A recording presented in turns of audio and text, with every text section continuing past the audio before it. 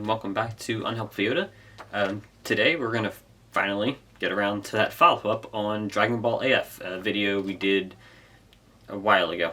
The follow-up for this particular episode is going to be of Tablos AF. This is the creator of the original image that sparked the Dragon Ball AF rumors, I guess. You can see more of it in the video linked above, but also here's just a picture of the image that started it all. So this is the guy who actually made it. He's a Spanish author and I guess illustrator. Tablos AF, you can find him on Twitter. We'll link it below, but here's an image of his socials. We'll link that below though. So yeah, starting with the first 8 volumes. So back in January, around the time I made the original video, I spoke to Tablos and got a hold of the first 8 issues, well, up to 8 part 1, through him. These are all in English. So we're going to do a sort of review on the series that he's released so far. Do note, though, that these are very small issues. They're not super long. They're about a chapter each. So I'm using a review very lightly here because it's like reading 8 chapters of a book. Like, it's just not a lot. This isn't a lot of material for a manga. This would be like reviewing Dragon Ball off of volume 1. It's very thin. You're not getting a whole lot out of that. So this is very short. But, you know, it has been in production for a little while, and I just wanted to talk about it. Mostly because this is the guy who created the Dragon Ball AF image that started the whole thing. So I feel like his should be the first one I cover of these fan manga that have kind of sprawled from the original image. So about the manga in general, a quick overview. Quality, I think it's actually pretty good. The art for the book is pretty good. He definitely captures Toriyama's style pretty well for a fan comic. It's not one-to-one. It's a little bit more clustered. Toriyama has a way of making really clustered images feel super clean and easy to read. His are a little bit more harder sometimes. That also might come down to the translation. Like I said, this is produced in Spanish, and this copy is personally done in English. I think the translations are a little off. You can definitely feel some of the grammatical errors. You get the general gist, but there is some grammatical and just general speaking errors of things that just don't feel right or feel out of place. But you can definitely read around that. Again, the artwork is very well done though, and that's what's mostly important in this case. The story, it's hard to tell how I feel about the story. It's not bad. There is a lot going on though. Dragon Ball tends to be very simple. It's not the most complex stories in the world. There's usually just a main plot. This is much more spread out with multiple people, multiple plots happening sort of at the same time, it feels like. They probably will converge. I can kind of see that happening, but right now we are following Tablos in his own kind of plot thread. We have Frieza's plot thread going through, and we have Frieza and his plot thread, which is showing all the other members of the Frieza clan, like Cooler, Lord Cold, and some other people that are created for this comic. And then there's the Dark Realm, I think it's called. Again, these are all... So this is all kind of its own plot that seems pretty self-contained. And then there's a third plot thread of Bardock, and he's on a planet, so you have a following of him. And actually there's a fourth one with Broly. And Broly has his own plot going on right now, also following another character that was made for the series, who is inside of Broly's father's body. Kind of like a Captain Ginyu-esque character. Kind of hard to remember all these characters. Like I said, it's kind of hard to remember character names in some of this. I kind of wish there was like a page in the beginning, just like in manga, where you get the general, this character is the character names and a short little what's going on in their personal story. You do get a recap, but I feel like it'd be better if it was split by character. mostly just because some of the character names are kind of hard to remember. They all are fan created, so it would help, at least for me. It would help a little bit. Maybe I'm just dumb. I don't know.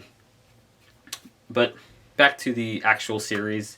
Like I said, the quality is very good. I do like the art quite a bit, and the story, it's really early. It's hard to tell exactly where it's going. The multiple plots happening at once is a little distracting, in my opinion. Again, Dragon Ball is usually very simple, and mostly just focused on fighting and a very straightforward plot. Even when they do ridiculous things, like I think the most complex plot in Dragon Ball might be the Buu saga, but even that is pretty straightforward. Like Goku and crew are fighting in the tournament. The tournament has Supreme Kai there, who is trying to capture Babidi and Buu. Babidi sent people to the tournament to get strength. That makes sense. It brings it back. They go fight Buu. Buu is released. Buu is kind of childlike, but Buu is released. They fight Buu, and then Buu gets stronger progressively, like every villain has since Frieza, with different forms and stuff like that. Because forms help things forms sell. You sell merchandise, can sell toys, games, characters, stuff like this. It just sells well. So that's very clear where that was going.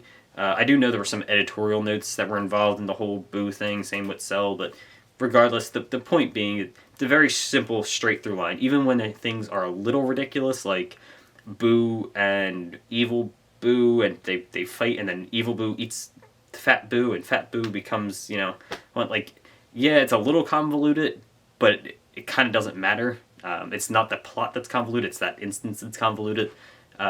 And even then, it's not anything drastic, but that's like the most convoluted that Dragon Ball ever really gets. Dragon Ball is a very simple series. Everything kind of just happens and makes sense. Toriyama's not known for these complex plots, which is good. I like that. I like that it's a simple series. That's kind of one of its draws. It's this very simple comedy action series, so that makes sense.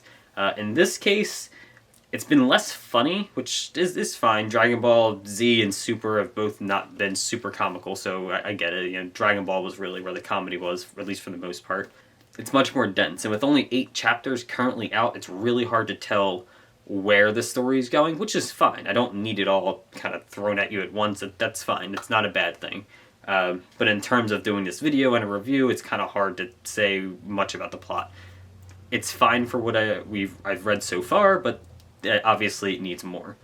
I believe at this point, at the time of recording, up till volume 10 is either being produced or released. I think somewhere around there. I've only purchased up to 8.1. I'm working on getting the rest. We'll see how that goes. And maybe we'll follow up on this fairly regularly. As we get a couple volumes, we'll follow up on new videos with this. But more importantly, for right now, Chapter 8, Part 1. So I do like what I'm seeing so far, and I'm definitely interested in reading more. Okay, and so let's move on to some of the things I really do like about the series. This is going to be kind of just a rundown list. We're not doing anything too in-depth, like I said.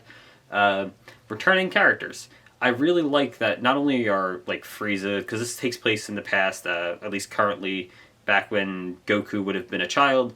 So we have returning characters like Frieza, but also Cooler and King Cold. Garlic Jr. is featured here. Deborah is shown. Lord Slug is mentioned at one point more recently. At one point, I believe in 8.1 or 8.1.